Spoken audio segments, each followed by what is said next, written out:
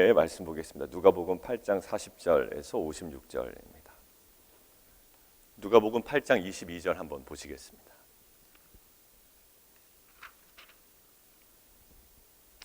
토요일 본문인데요.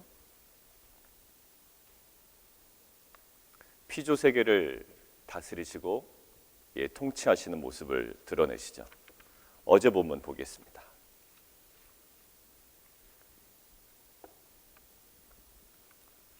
영적인 그 귀신의 세력을 통제하시는 모습이 어제 본문에 나와 있습니다. 점층적으로 예수님의 기적 사건이 연결되며 한쪽으로 계속 진행되고 있습니다. 오늘은 두 가지 기적 사건이 연결되어 오늘 하나의 스토리로 지금 묶여져 있죠. 오늘은 회당장인 야이로의 외딸이 있는데 거의 죽어갈 정도가 됩니다. 그래서 이 회당장 야이로라 하는 사람이 직접 옵니다. 그죠? 그래서 고쳐달라고. 그래서 가는 도중에 12해를 혈루증으로 앓던 그 여인이 갑자기 나타나서 이야기가 끊어지는 듯하죠. 그런데 그 12해 동안 치료받지 못했던 여인의 혈루증이 치료받습니다. 자, 22절부터 가면 피조 세계를 통제하시고요, 귀신을 통제하시고 질병까지 통제하신 분이 맨 마지막 회당장 집에 가서 이 딸의 죽음 앞에 이제 죽음을 제어하고 이 딸을 살립니다. 그러니까 이 누가복음의 기적 사건이 지금 4개가 연결되어 있는데, 그것을 통해서 지금 크게 제일 중요한 메인 포인트는 뭐냐면 예수가 누구신가라는 거예요. 결국 무엇을 드러낼까요? 예수의 권위입니다. 예수의 권위. 우리는 이 복음서를 묵상할 때 예수는 누구신가라는 질문을 계속 던져야 됩니다. 왜냐하면 너무나도 우리가 이 이야기에 익숙하기 때문에 예수님께서 고치신 것을 너무나도 당연하게 생각을 하죠. 근데 이 권위 앞에 우리가 정확하게 선다면, 여러분들 생각해 보십시오. 여러분들 주변에 정말 못 고칠 질병이나 정말 절망적인 상황 가운데 정말 주님께서 이것들을 새롭게 하신다라는 믿음이 정말 있으신가요? 여러분들 이 사실과 우리의 그 믿음과는 굉장히 중요합니다. 그래서 그 믿음이 어디서부터 출발하냐면, 사실 믿음은 우리의 신념이 아니죠. 신념은 우리의 결심으로 막 북돋습니다. 근데 우리의 믿음의 근거는 뭐냐면 예수가 누구신가에 대한 절대적인 어떤 그 진리 앞에 딱 섰을 때 믿음이 생기는 거거든요. 뭐 없는데 우리의 믿음이 생기를 만무하단 말입니다. 그러니까 사실 교회 공동체에서 예수는 누구신가에 대한 분명한 전달 없이 그냥 무엇인가 사업이 잘 되고 일이 잘 될 거야라는 것은 정말 믿음이라고 할 수 없습니다. 왜냐하면 믿음의 근원이 누구냐면 예수 그리스도이기 때문이에요.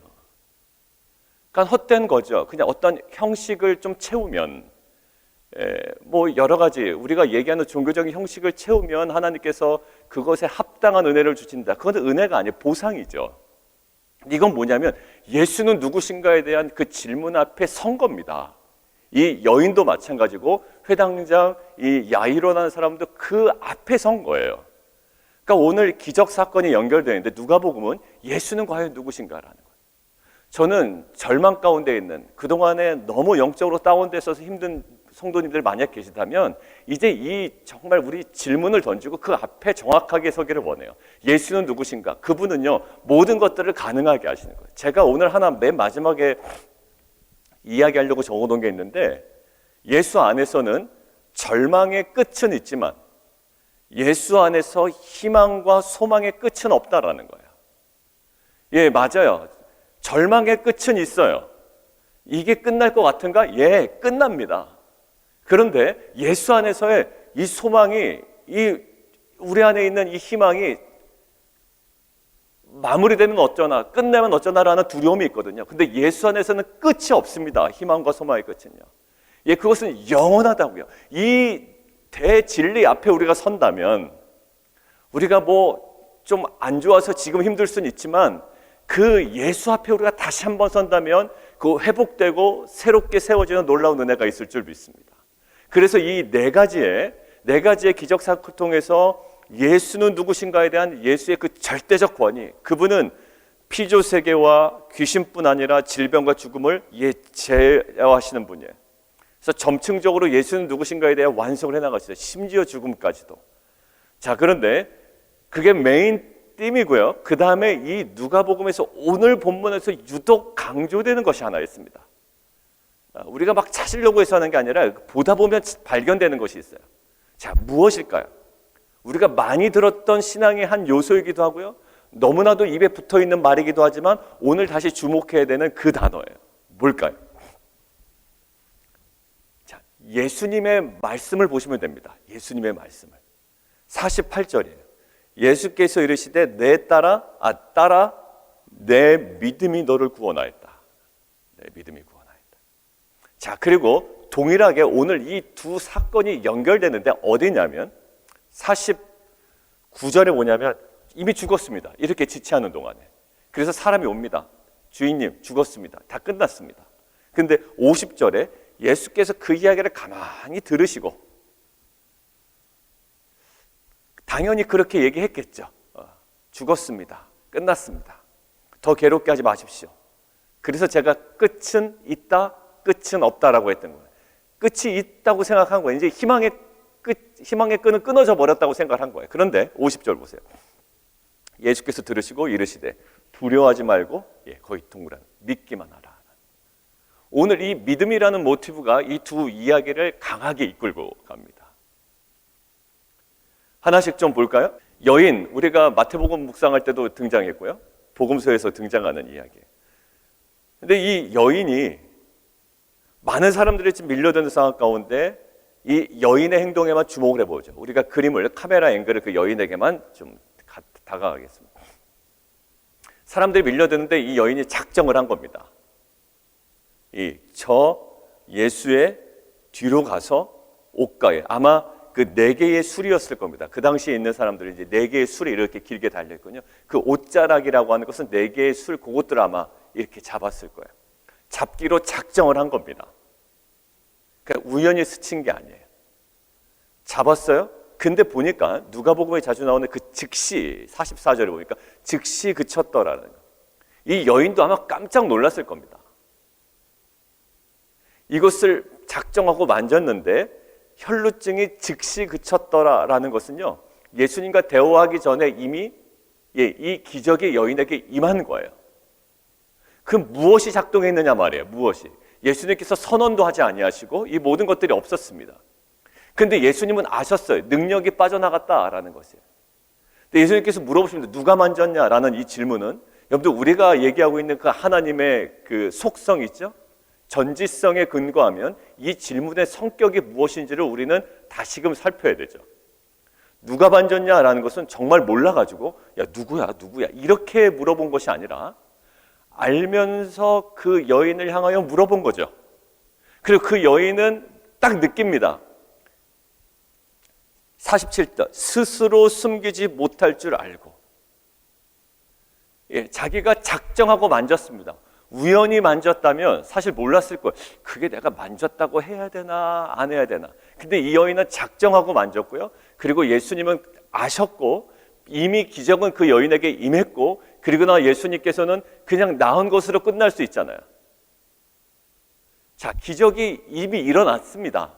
그럼 이 여인은 내가 만졌더니 낫다라고 해서 아마 돌아갔을 것이고 그 예수님은 그냥 되게 좋아하네 라고 아마 가실 수 있을 거예요. 근데 이 상황을 그림으로 그려보니까요, 예수님이 굳이 돌아보시면서 누구냐라는 거예요. 누구냐. 근데 여인은 뭐라고 대답해야 되나요?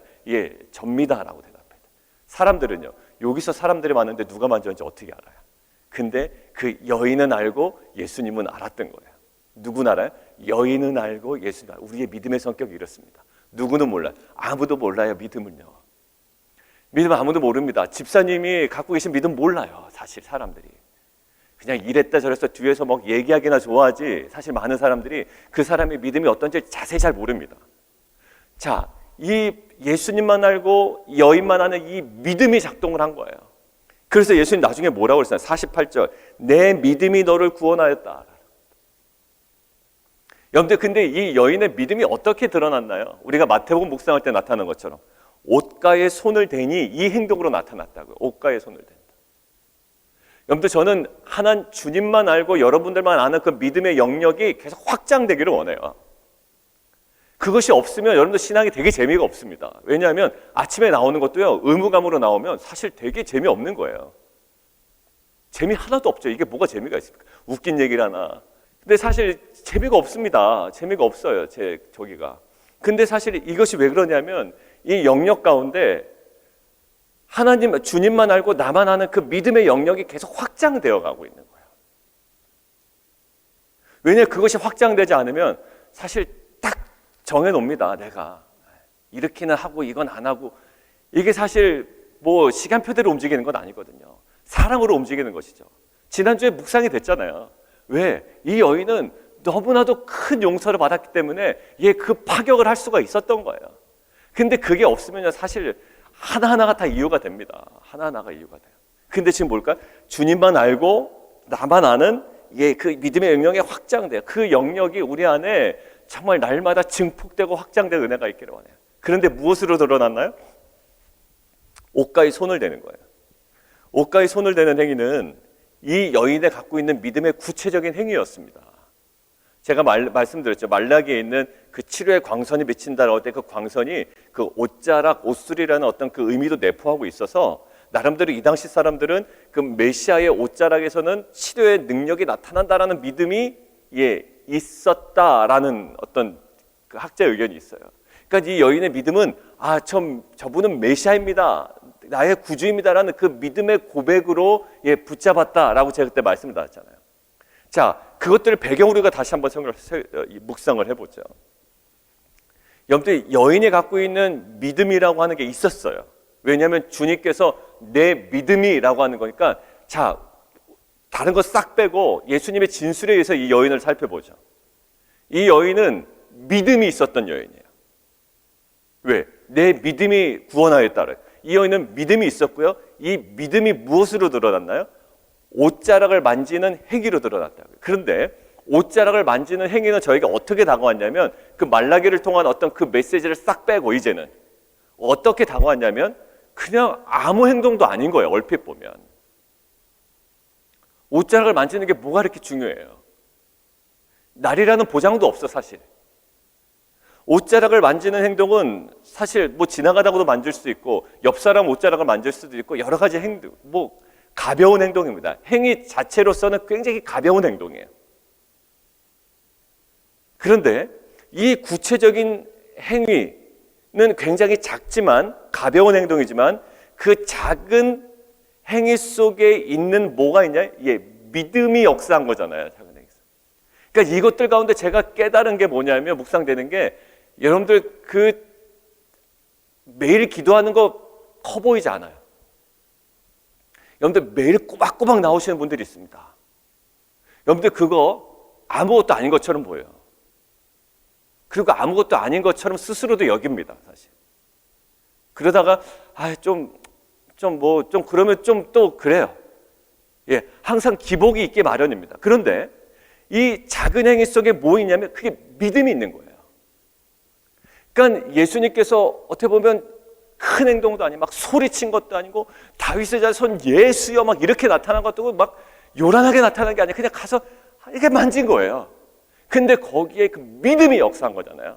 그러니까 우리 안에 우리 집사님 중에 이러신 분 있습니다. 그 말씀을 딱 잡으면 그것을 믿음으로 딱 붙잡고 그것들을 기도의 자리를 끌고 들어가시는 거예요. 그것이 자기의 기도도 아니고 남의 기도의 제목을 그것을 품고 기도하시죠. 뭐가요? 믿음이 역사하는 거. 그래서 저는 이것들을 묵상하는데 지금 계속 누가복음에서 묵상되는 그런 거잖아요. 이전과는 다른 그 침례할 때 요한의 침례는 이전과는 달라요. 원래 침례라는 행위는 있었지만 이제는 다른 거예요. 그런데 작은 것들을 묵상해 본 거예요. 왜? 옷자락을 만지는 거 굉장히 가벼운 행동입니다. 이럴 거면 나도 만졌지. 이런단 말이에요. 꼭 나중에 나타나면. 어떤 인간들은 꼭 그렇게 될 줄 알았으면 나도 만질 걸. 아니요. 그 행위가 중요한 게 아니라니까요. 그러니까 이렇게 영적으로 하면은 저 사람 새벽 기도 나갔는데 잘 된 거 보니까 나도 나갈래. 아니, 그게 아니라고요. 그게 아니라 이 여인은 옷자락을 만져서 난 게 아니라 뭐 했다고요? 믿음이. 그러니까 예수님께서 뭐라고 얘기해요? 네가 내 옷자락을 만져서 났다가 아니라 결국 옷자락을 만졌던 뭘 했건 간에 이 여인에게 이미 뭐가 있었다? 믿음이 있었다는 거예요. 그러니까 저는 믿음으로 기도하고 믿음으로 성경을 읽고 믿음으로 묵상을 하고 믿음으로 자녀를 대화하는 우리 공동체가 되기를 원해요. 그러니까 내가 믿음으로 했는지, 내가 꼬박꼬박 나오는 것, 이 여인의 옷자를 만지는 것은 믿음이었지 어떤 의무감도 아니었어요. 요행을 바라는 것도 아니었어요. 누가 해봤더니 됐더라 해서 그냥 한번 해본 것도 아니었다고요. 믿음이었어요. 그러니까 그 믿음 때문에 능력이 빠져나가고 치유됐거든요. 그러니까 저는 꼬박꼬박 나오는 이 새벽 기도도, 여러분들 개인적으로 하는 묵상도, 매일매일 읽고 있는 성경 읽기도 작은 거예요. 아무도 안 알아줘요. 같이 읽을 때는 알죠. 이 사람이 어디 읽고 있구나 알죠. 그것도 중요하겠습니까? 자, 그런데 결국 뭘까요? 그 작은 거에 우리가 필요한 게 보다 믿음이라는 거예요. 믿음. 이것들은 누구만 안다? 주님만 알고 나만 알아요. 근데 이게 독특한 게 아무도 몰랐어요. 사람이 이렇게 많은데 어떻게 알아요? 누구는 성경 안 읽습니까? 누구는 기도 안 해요? 맞아요. 그런 영역이라고요. 우리가 지켜야 되는 영역이 그게 바로 재건의 영역이에요. 그 부분이 신실하게 다가가지 않으면, 믿음으로 다가가지 않으면 사실 성경 1독한들 100독한들 무슨 소용이 있겠어요? 의무감에 나와서 있는들, 또 우리가 묵상을 하는데 다른 동기로 묵상을 하는데 무슨 그게 의미가 있겠어요? 뭐라고요? 믿음이에요. 믿음. 그러니까 제가 큰 어떤 프로젝트를 다가올 때 가슴 떨리죠. 여러분 만약에 보세요. 누가 어떤 땅이 있는데 좋은 땅이 있어. 아니면 혹은 누가 땅을 기증한대라고 하면 제 마음이 어떨까요? 심장박동수가 올라갈 거야. 우와, 드디어! 라는 거예요. 그땐 믿음이 발동하기 시작할 겁니다. 믿음이 발동하기 시작할 거예요. 근데 하나님께서 오늘 이 묵상하는데 이 말씀을 주시는 거예요. 그런 시간이다. 작은 자리에서 믿음이 역사해야 되는 거예요. 작은 것에 믿음이 역사하지 않는데 큰 일을 어떻게 감당할 수가 있겠어요?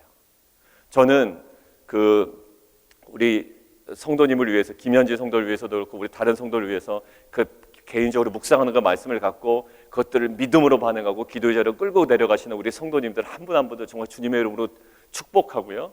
하나님께서 어떠한 방식으로 우리 가운데 일하실지 모르지만 우리의 믿음을 보시고 그 믿음에 합당한 은혜를 우리 가운데 부어주실 줄 믿습니다. 자, 두 번째인데요. 두 번째 모티브가 믿음이거든요. 믿음.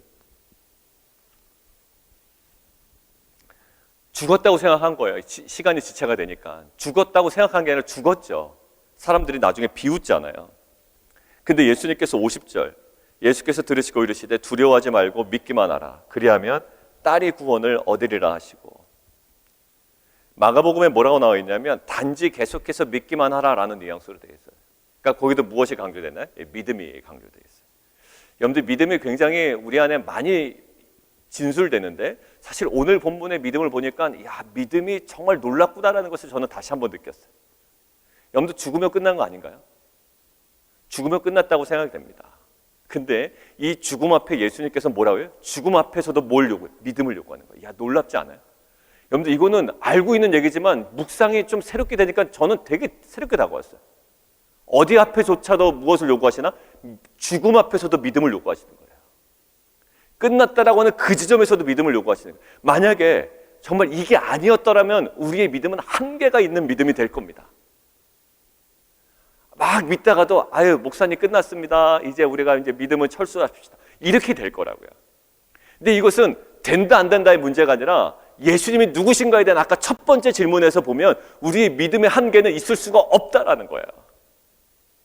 그러면 제가 이제 이 본문 설명하다가 그때 어떤 분이 시험이 들었던 거예요. 우리 친정아버지 돌아가셨는데 뭐냐? 여러분들 그런 차원이 아니라고 말씀을 드렸잖아요. 여러분들 그 죽음이 끝난 겁니까? 친정아버지 죽음이 끝나지 않았잖아요. 지금 천국에 대한 소망으로 살아계신단 말이에요. 그러니까 그 너머에는 우리가 생각했던 그 끝남은 끝남이 아니에요. 이 땅에서 삶이 전부라면 우리보다 더 불쌍한 사람이 어디 있겠느냐라는 거예요. 그리고 우리에게 오늘 도전하십니다. 우리의 믿음의 한계가 없다라는 거예요. 결국 뭐예요? 죽음 앞에 무기력한 분이 아님을 선포하죠. 예수님께서 직접 선포하셨습니다. 어디서요? 빈 무덤을 통해서. 그거 다 끝났다고 생각했을 겁니다. 그런데 예수님께서 부활을 선포하시고 주님께서 나타나셨어요. 여러분들 선포하시죠. 오늘 52절이요. 죽은 것이 아니라 잔다 하시니. 맞습니다. 죽은 것이 아니라 자는 거였어요. 그리고 사실 이것들은요. 데살로니가 전서에 나왔습니다. 우리 고 김명숙 어머님, 그 마지막 그 임종 예배 드릴 때 예배 다 끝나고 읽었던 부분이 데살로니가에 있는 것이요. 예, 그 자는 자예요. 자는 자의 영광이었습니다. 우리는 끝이라고 생각했던 지점에 더 찬란한 영광이 우리 가운데 있는 거예요. 여러분들 우리 김자현 권사님, 우리 지난주에 한번 통화했습니다. 권사님 생일도 이제 얼마 안 남으셨어요. 김자현 권사님. 예, 좀 건강이 안 좋으신다는 소식이 들려서 이제 통화했는데, 우리 권사님하고 통화하면 참 희한하죠. 권사님하고 통화하면 오히려 제가 막 이렇게 충전의 느낌이에요. 할렐루야. 예, 주님께 감사합니다. 예, 그러면서 이 한마디 한마디가 복음이 선포가 되는데, 사실 제가 권사님을 위해서 마지막에 기도할 때는요, 제가 막 또 충만해져서 기도하는 느낌을 받아요. 참 신기하죠. 이 영적인 게 있나 봐요. 그러니까 권사님이 항상 얘기하는 거, 이게 이 죽음을 두려워하지 않아야 됩니다. 이 신자는 죽음을 두려워하지 않아야 됩니다. 사실 제가요, 우리 권사님 얘기할 때 그거 다 녹음을 해놨거든요. 녹음을 해놨어요. 워낙 제가 하다, 야, 권사님 어떻게 이런 말씀하시지? 제가 녹음을 해놨어요. 맞아요. 그 한계가 없는 그 믿음, 그 뭘까요? 죽은 것이 아니라 잔다. 왜? 그 이후에 찬란한 영광이 우리 가운데 있기 때문에. 여러분들, 우리 안에 현실적으로는 뭘까요? 지금 기대와 어긋난 상황이에요. 이게 죽기 전에 살아야 되는데 죽어버린 상황. 내가 생각할 때는 이렇게 어렵게 되기 전에 뭔가 해결돼야 되는데 해결되지 않은 상황. 오히려 항암 치료 받지 아니하고 그냥 싹 깨끗하게 낫으면 좋잖아요. 그러나 그렇지 않은 상황까지도 간 거 아닙니까? 여러 가지 상황 가운데. 정말 죽지 않고 살아야 되는데 어떻게 보면 우리 안에 이별을 당할 때도 있잖아요. 그런데 하나님께서 그 모든 것들의 상황이요, 그것들은 죽은 상황이 아니라는 거예요. 우리는 죽었다라고 하는 그 상황까지도 하나님께서 뭐래? 오늘 죽은 상황이 아니라 잔다. 죽지 않았으면 그 뭡니까? 라고 따질 거예요. 그럼 이렇게 우리는 대답합니다. 찬란한 영광이 우리 가운데 있는 겁니다. 찬란한 영광이. 사랑하는 성도들, 우리 안에 이제는 이 삶에서의 그 모든 한계가 정말 우리 안에 이 턱 밑에까지 다 차오르을지라도 그것이 끝이 아니라 이제 찬란한 영광이 우리 가운데 있음을 알고, 심지어 죽음 이후라도 우리에게 허락하시는 그 부활의 영광을 믿음으로 소망하는 공동체가 되기를 주님의 이름으로 축원합니다. 하물며 우리가 끝났다라고 하는 그 상황은 이제 끝난 것이 아니라 이제 하나님께서 새롭게 하실, 또 다시 만드실 우리의 배우자, 우리의 자녀, 또 우리 비즈니스와 우리 직장이나 우리의 모든 어떤 상황이든지 그것이 끝나지 않은 상황임을 주님께서 다시 살리시는 믿음이 우리 안에 회복되는 귀한 공동체가 되기를 원합니다. 우리 함께 기도하며 나아가도록 하겠습니다. 오늘 하나님께서 주신 말씀 가지고 우리 함께 좀 기도하며 나아가도록 하겠습니다. 우리 함께 기도하겠습니다.